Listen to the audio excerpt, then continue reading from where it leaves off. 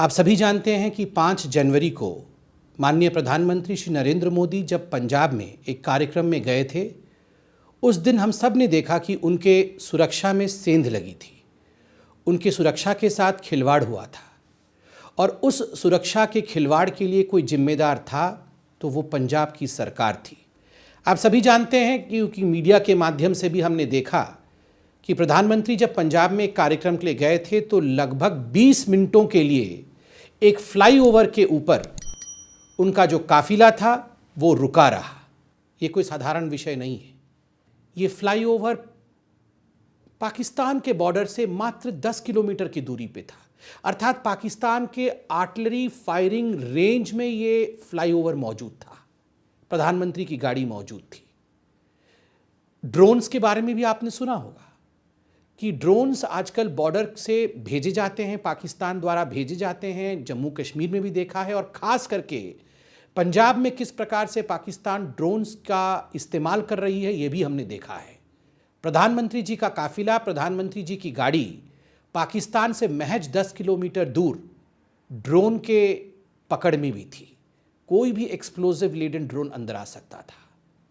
तीसरी बात है कि जहां प्रधानमंत्री जी की गाड़ी फ्लाईओवर पे रुकी हुई थी, आपने मीडिया के माध्यम से भी देखा होगा कि आसपास अनेकों घर थे, बहुत सारी बिल्डिंग्स थी, कई पेड़ थे और कई ऐसे स्थान थे जिन पर स्नाइपर अर्थात बंदूकधारी व्यक्ति आराम से अपने आप को छुपा सकता था। कहने का तात्पर्य है कि प्रधानमंत्री जी का जो वाहन था और खुद प्रधानमंत्री खतरे के घेरे में थे, खतरे के निकट थे। जब भी देश के प्रधानमंत्री किसी भी राज्य में जाते हैं, किसी भी प्रदेश में जाते हैं, तो एक प्रोटोकॉल होता है। उनको रिसीव करने वहाँ के मुख्यमंत्री, चीफ मिनिस्टर आते हैं, उनको रिसीव करने वहाँ के चीफ सेक्रेटरी अर्थात मुख्य सचिव आते हैं, उनको रिसीव करने के लिए उस राज्य के, उस प्रदेश के DGP, director general of police आते हैं। मगर 5 जनवरी को जब प्रधानमंत्री श्री नरेंद्र मोदी पंजाब पहुँचे, तीनों नदारद थे। आश्चर्य की बात है, ये कोइंसिडेंस हो सकता है क्या कि एक ही साथ तीनों मुख्य लोग, प्रशासन के तीनों पिलर्स एक साथ मौजूद नहीं होना? Is it just a coincidence और अ कॉन्स्पिरेसी? ये आप सोच के देखिएगा।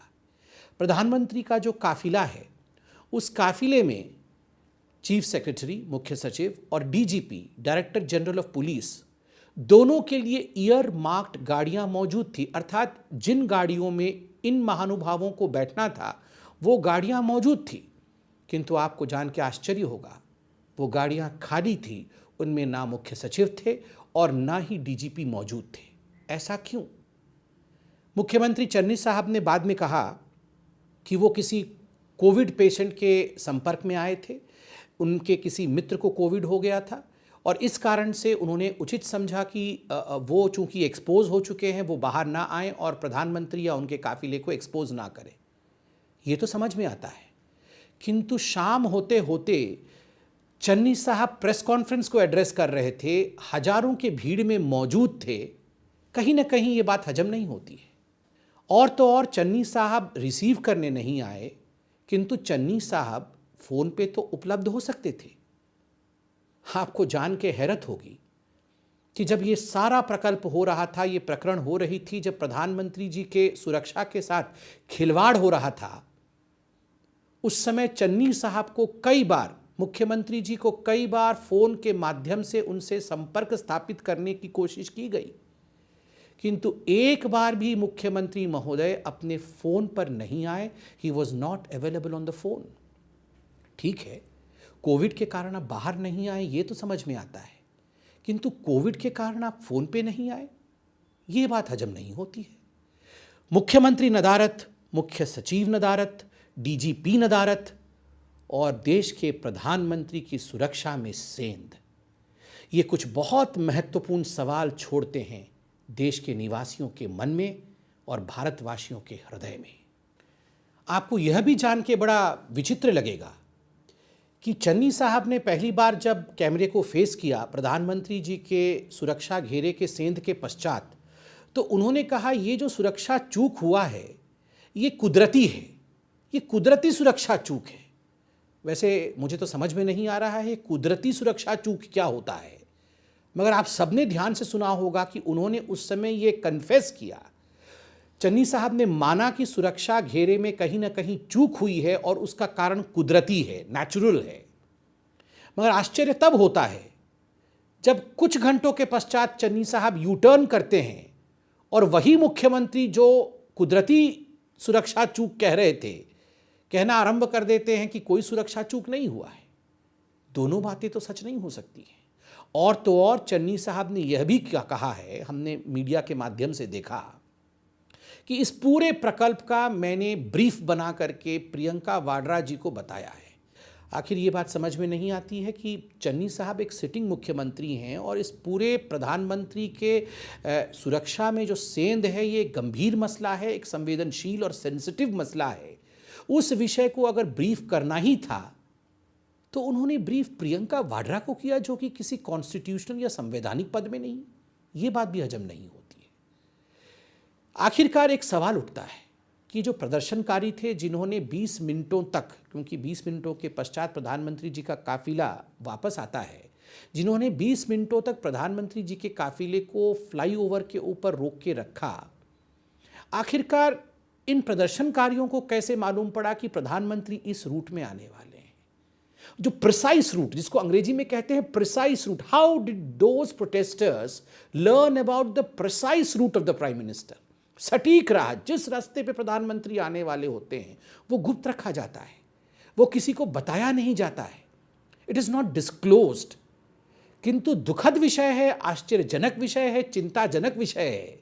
आप सोच के देखिए, प्रधानमंत्री सटीक रूप से किस समय किस सड़क पर चल रहे हैं, ये प्रदर्शनकारियों को पहले से पता था, वह भी एक शॉर्ट टाइम पीरियड के अंदर, एक बहुत कम समय के अंदर ये खबर प्रदर्शनकारियों तक पहुंचती है और वो पूरी व्यवस्था के साथ सड़क पर उतर जाते हैं। ये कैसे हो सकता है? जबकि इस विषय में केवल डीजीपी को पता था, क्योंकि एसपीजी के डायरेक्टर और डीजीपी के बीच सघन चर्चा हुई थी फोन के माध्यम से, और ये निर्णय लिया गया था कि सड़क रूट से अब प्रधानमंत्री को जाना पड़ेगा, क्योंकि वेदर अच्छी नहीं है, मौसम ठीक नहीं है, तो सड़क के रूट से प्रधानमंत्री जाएंगे। ये विषय और किस सड़क के रूट से जाएंगे, ये केवल डीजीपी को पता था। उसके बाद ये प्रोटेस्टर्स कैसे जान गए कि प्रधानमंत्री किस रूट से जाने वाले हैं, ये भी समझने वाली बात है। दूसरा प्रश्न उठता है जो आज आम जनता पूछ रही है कि आखिरकार ये जो पंजाब पुलिस ये जिस सेंध के लिए जिम्मेदार थी, सुरक्षा चूक के लिए जिम्मेदार थी, क्या उसकी एक मिली भगत है, कॉनाइवेंस है, या फिर ये एक केयरलेसनेस या लापरवाही है? कॉनाइवेंस और केयरलेसनेस, लापरवाही या जिम्मेदारी, मिली भगत क्या है? ये तो आप भी जान सकते होंगे कि आखिरकार ये एक बहुत गंभीर मसला है। और हमने भी टीवी के माध्यम से देखा कि ये जो पुलिस थी, ये प्रदर्शनकारियों के साथ चाय पी रही थी। ये मीडिया ने भी दिखाया, लोगों ने वीडियो बना के डाला है। कोई भी पुलिस जो प्रधानमंत्री के सुरक्षा में तैनात हो, वो प्रदर्शनकारियों के साथ चाय पी रही हो? ऐसा तो नहीं हो सकता है। प्रदर्शनकारियों के साथ बैठकर हंसी ठहाके लगाना, चाय पीना, ये विषय कुछ हजम नहीं हुआ। दूसरा है कि पुलिस के एटीट्यूड को आप अगर फ्लाईओवर के ऊपर ध्यान से देखेंगे, कुछ तस्वीरें हैं, कुछ वीडियो हैं, आप पुलिस के एटीट्यूड को देखिए और आप एसपीजी के एटीट्यूड को देखिए, बॉडी लैंग्वेज को देखिए। पुलिस बिल्कुल लचर रूप नजर आ रही है, लचर रूप से नजर आ रही है, बिल्कुल केयरलेस तरीके से मूव कर रही है। वो ना तो वहाँ जो जाम लगा हुआ है उसे हटाने की कोशिश कर रही है, ना उन गाड़ी वालों को हटने के लिए कह रही है जो प्रधानमंत्री के राह पे आए हुए हैं, ना ही उनको कोई दिशा का पता है, ना उनके पास कोई दिशा निर्देश है। और ऐसा लगता है जैसे वो कुछ करना नहीं चाहते हैं, अकर्मण्य बन के वो खड़े नजर आते हैं। और एसपीजी को देखिए, तैनात है, चुस्त है, दुरुस्त है, प्रधानमंत्री जी को चारों तरफ से वो घेर करके खड़ी है, क्योंकि प्रधानमंत्री जी के बॉडी प्रोटेक्शन के लिए और क्लोज प्रॉक्सिमिटी के प्रोटेक्शन के लिए अगर कोई जिम्मेदार है तो वो एसपीजी है। इसलिए एसपीजी के बॉडी लैंग्वेज और पुलिस के बॉडी लैंग्वेज में ये जो आकाश पाताल का फर्क है, यह भी दिखता है। इसलिए सवाल उठता है कि आखिर ऐसे कैसे हो सकता है कि पुलिस बिल्कुल लचर हो, प्रदर्शनकारियों के साथ चाय पी रही हो, पहले से प्रदर्शनकारी वहां पहुंचे हुए हैं। तो सवाल कि मिलीभगत है पंजाब पुलिस और प्रशासन की, या ये पंजाब पुलिस और प्रशासन की लापरवाही है? इस सवाल का जवाब भी आज जनता ढूंढ रही है। चन्नी साहब का बार बार कहना, पहले तो वो कह रहे थे कि लैप्स हुआ है सिक्योरिटी में, उसके बाद जो यू टर्न हुआ कि किसी प्रकार से सिक्योरिटी लैप्स नहीं हुआ है, एक बात तो समझ में नहीं आता है। मुख्यमंत्री साहब, बड़े आदर के साथ हम पूछना चाहते हैं, अगर किसी प्रकार का सिक्योरिटी लैप्स नहीं हुआ, किसी प्रकार से कोई गलती नहीं हुई, तो आखिरकार जो एसएसपी फिरोजपुर के हैं उनको क्यों सस्पेंड किया गया, उनको क्यों निलंबित किया गया? एक प्रश्न सबके मन में उठ रहा है और ये हमें बहुत दुखी करता है, अंदर से कचोटता है। टीवी डिबेट्स में, प्रेस कॉन्फ्रेंसेस में कांग्रेस के जो बड़े नेता हैं और कांग्रेस के जो प्रवक्ता हैं वो बार बार एक सवाल पूछ रहे हैं। जो हमारे पंजाब के प्रशासक हैं, पंजाब के सरकार के मंत्री हैं, वो भी ये सवाल पूछ रहे हैं कि आखिरकार प्रधानमंत्री का जो ये हेलीकॉप्टर है वो तो ऑल वेदर हेलीकॉप्टर था, वो तो किसी भी वेदर में उड़ सकता है, तो प्रधानमंत्री जी ने रोड रूट क्यों चुना और वो हेलीकॉप्टर से क्यों नहीं आगे बढ़ गए कार्यक्रम स्थल की ओर? दुख इस बात का होता है कि हमने चंद हफ्तों पहले हमारे देश के वीर सैनिकों को खोया है। हमारे देश ने अपने प्रथम सीडीएस आदरणीय बिपिन रावत जी को खोया है। ऐसे ही एक हेलीकॉप्टर दुर्घटना में, जब मौसम खराब था, जब जोखिमों को उठाते हुए हमारे वीर जवान उसी हेलीकॉप्टर में उड़ गए, तो हमने उसका नतीजा देखा है। आखिर ये कांग्रेस सवाल क्यों पूछ रही है कि ऑल वेदर हेलीकॉप्टर है और प्रधानमंत्री को हेलीकॉप्टर में ही जाना चाहिए था? इसके पीछे का मंसूबा क्या है, इसका उत्तर भी कांग्रेस को देना चाहिए। कई लोग ये भी कह रहे हैं, कांग्रेस के नेता और खास करके जो नरेंद्र मोदी जी के प्रति और हिंदुस्तान के प्रति नफरत रखते हैं, कि बस 20 ही मिनट तो था, 20 मिनट के लिए प्रधानमंत्री क्या एक जाम में नहीं फंस सकते? 20 मिनट में क्या हो जाएगा? 2 मिनट, केवल 2 मिनट चाहिए होता है अनहोनी को घटित होने के लिए, किसी ड्रोन को आने के लिए, किसी आर्टिलरी को आने के लिए, किसी स्नाइपर के लिए 2 मिनट काफ़ी होता है।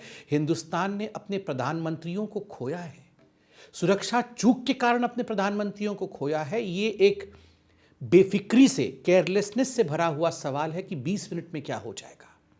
एक और बात कही जाती है, कांग्रेस के नेता प्रवक्ता ये भी कह रहे हैं कुछ हुआ तो नहीं। मुख्यमंत्री तक ये कह रहे हैं किसी ने पत्थर तो नहीं मारा, किसी ने गोली तो नहीं चलाई, किसी ने बम तो नहीं फोड़ा, कुछ हुआ तो नहीं। अरे कुछ हो जाता तभी ये देश डिस्कशन करता क्या? ये महादेव की कृपा है, ये 135 करोड़ जनता का आशीर्वाद है कि 20 मिनटों तक सुरक्षा चूक के बावजूद प्रधानमंत्री बिना किसी खरोंच के वहां से निकल कर आ गए। इसका अर्थ ये नहीं है कि कुछ होने के पश्चात ही हम डिबेट और डिस्कशन करें। किस प्रकार से भविष्य में इस प्रकार की अनहोनी ना हो, इसलिए एक जिम्मेदार देश समय रहते इन सब विषयों पर चर्चा करता है। आज ऐसे ही नहीं हो रहा है। कई नेता जो भारतीय जनता पार्टी के नहीं हैं, कई पूर्व डीजीपी, बड़े पुलिस अधिकारी, कई प्रशासनिक अधिकारी जो बीजेपी से कोई वास्ता नहीं रखते, हमारे आइडियोलॉजी के नहीं है, उन लोगों ने राष्ट्रपति महोदय तक को चिट्ठी लिखा है। उन्हें तकलीफ होती है कि हिंदुस्तान जैसे बलिष्ठ देश, हिंदुस्तान जैसे डेमोक्रेटिक कंट्री में यदि प्रधानमंत्री की सुरक्षा में सेंध पड़ सकती है, तो एक आम जनता सुरक्षित कैसे रह सकता है? और तो और देश के सर्वोच्च न्यायालय सुप्रीम कोर्ट ने इस पूरे विषय को गंभीरता से सुना है, अब भी सुन रही है, गंभीरता से लिया है। और पंजाब सरकार ने जो दिखावे के लिए एक कमेटी का गठन किया था, उस कमेटी तक को रद्द कर दिया है सुप्रीम कोर्ट ने। सुप्रीम कोर्ट इस देश के प्रधानमंत्री की सुरक्षा को लेकर किस प्रकार की गंभीरता होनी चाहिए उसे समझ रही है। एक बात आज मैं पूछना चाहता हूं, कांग्रेस की जो ये एटीट्यूड है, हेट मोदी, मोदी से घृणा, मोदी जी से नफरत, आखिर क्यों? मोदी जी देश के प्रधानमंत्री हैं, उनके सुरक्षा के चूक को लेकर इस प्रकार की घिनौनी बातें करना, उनके प्रति इस प्रकार के नफरत को दर्शाना आखिर क्यों? मोदी जी ने क्या बिगाड़ा है? क्या बिगाड़ा है मोदी जी ने? मोदी जी ने देश में भ्रष्टाचार को समाप्त करने के लिए ना खाऊंगा ना खाने दूंगा, इससे देश का क्या बिगाड़ा है मोदी जी ने? मोदी जी ने परिवारवाद की राजनीति को समाप्त कर दिया, इससे क्या बिगड़ गया देश का? कुछ नहीं बिगड़ा देश का।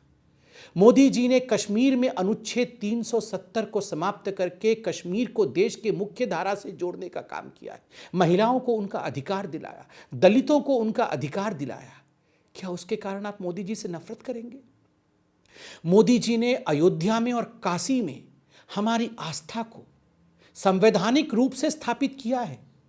राम मंदिर के लिए 500 वर्षों से हम लड़ रहे थे, आज संवैधानिक रूप से कोर्ट के माध्यम से न्यायपूर्ण तरीके से भव्य राम मंदिर का निर्माण हो रहा है। इस कारण आप मोदी जी से नफरत करेंगे और उनके सुरक्षा में चूक करेंगे। मोदी जी से आप इसलिए नफरत करेंगे क्योंकि मोदी जी गरीबों के लिए काम कर रहे हैं। कुछ 5-6 ऐसे महत्वपूर्ण मिथ्स, जिसको अंग्रेजी में मिथ्स कहते हैं, जो झूठ और अपवाद फैलाने की कोशिश हो रही है इस पूरे प्रकरण को लेकर, उन्हें भी तोड़ना आवश्यक है। मैं उन मिथ्स के बारे में भी बात करूंगा और उन अपवादों को भी अभी ध्वस्त करूंगा। अपवाद नंबर 1, मिथ नंबर 1। जो मिथ नंबर 1 है वो है पंजाब सरकार और पुलिस को रोड रूट के विषय में पहले से सूचना नहीं थी। उनको प्रधानमंत्री रोड रूट से जाएंगे ये पता नहीं था और इस कारण से ये चूक हुई। गलत, बिल्कुल गलत है।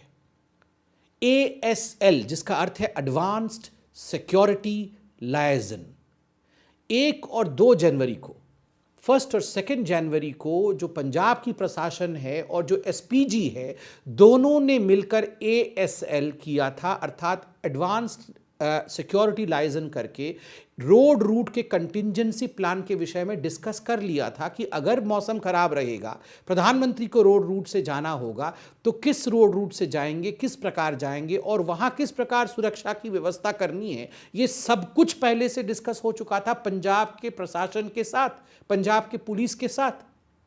और तो और इस पूरे ASL को लेकर 4 जनवरी को, अर्थात प्रधानमंत्री जी के आने से ठीक 1 दिन पहले, रोड रिहर्सल तक हो चुका था। अर्थात भटिंडा से लेकर फिरोजपुर तक का सफर, जो जिस रोड रूट में प्रधानमंत्री जा रहे थे, उसका पूरा रिहर्सल पंजाब पुलिस ने किया था। SPG भी मौजूद थी। रिहर्सल होने के बावजूद ये कहना कि हमारे लिए तो ये आश्चर्य का विषय था, रोड रूट के विषय में पता ही नहीं था, इस कारण ये चूक हुआ, कहीं ना कहीं झूठ बोला जा रहा है।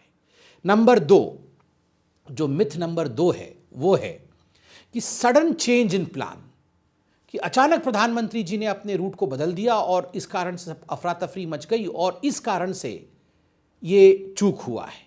गलत बात है। जब प्रधानमंत्री पंजाब पहुंचे, खराब मौसम के कारण जब हेलीकॉप्टर टेक ऑफ नहीं कर पाई और ये निर्धारित किया गया, ये निश्चित किया गया कि प्रधानमंत्री अब रोड रूट से जाएंगे, यह पूरा विषय DGP, राज्य के डायरेक्टर जनरल ऑफ पुलिस के साथ साझा किया गया, उनके साथ ये डिस्कस किया गया और जब DGP महोदय ने क्लियरेंस दिया, उसके पश्चात ही प्रधानमंत्री उस रूट पे आगे बढ़ते हैं। तो ये कहना कि अचानक प्लान चेंज हुआ, ये गलत बात है। DGP को इसकी इंफॉर्मेशन थी, SPG और DGP ने बात किया था। और तो और जो भटिंडा के SSP हैं, जो पायलट गाड़ी चलती है, उसको लीड करने का काम SSP भटिंडा कर रहे थे। अर्थात ये गलत बात है कि ये सब कुछ सडन हुआ, क्योंकि राह दिखाने का काम पंजाब पुलिस ही खुद कर रही थी। तो ये कहना कि अचानक राह बदल गया, ये गलत बात है।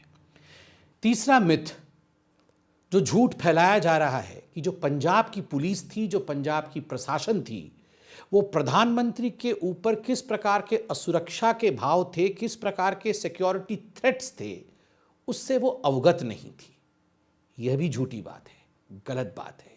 क्योंकि जो इंटरनल कम्युनिकेशंस है पंजाब पुलिस की, अगर आप उन इंटरनल कम्युनिकेशंस को देखेंगे तो आप पाएंगे कि पंजाब पुलिस ने आपस में बातचीत की है कि प्रधानमंत्री के ऊपर खतरा हो सकता है, इसलिए ट्रैफिक डाइवर्शन प्लान वो भी पंजाब पुलिस ने तैयार किया था। पंजाब पुलिस ने यह भी बात किया है कि ऐसा भी संभव है कि कुछ जगहों पर अगर प्रधानमंत्री रोड से जाए तो प्रोटेस्टर्स भी आ सकते हैं। तो किस प्रकार से वैसे सिचुएशन को डील करना है, उस पर भी इंटरनल कम्युनिकेशन पे पंजाब पुलिस ने बात किया हुआ है। ये सब कुछ बातचीत उनकी इंटरनल डॉक्यूमेंटेशन दिखाती है, किंतु धरातल पे जब ये सारी बातों को होना था तब चूक हो जाती है, तब ये सब कुछ नहीं होता है।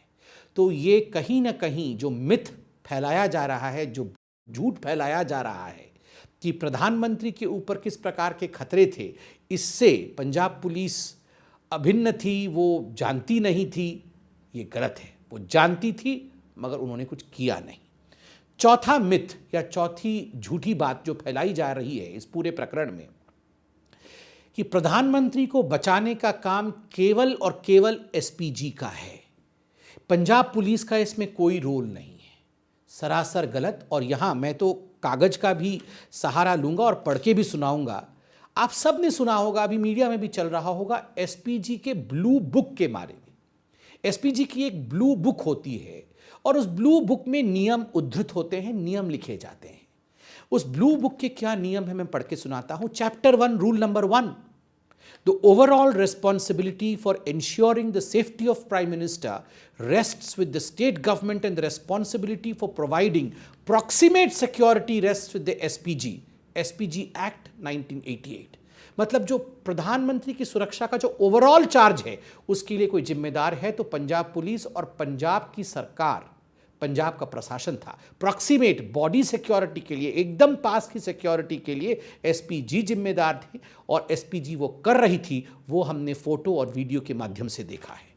चैप्टर 1, रूल नंबर 2, स्टेट्स क्या बताती है वो? The state police shell make all protective arrangement for the security and safety of PM के सिक्योरिटी और सेफ्टी के लिए कोई भी प्रावधान करने हैं तो वो स्टेट की पुलिस, राज्य की पुलिस करेगी, एसपीजी नहीं करेगी। ऑन चैप्टर 1, रूल नंबर 5 ये क्या बताती है?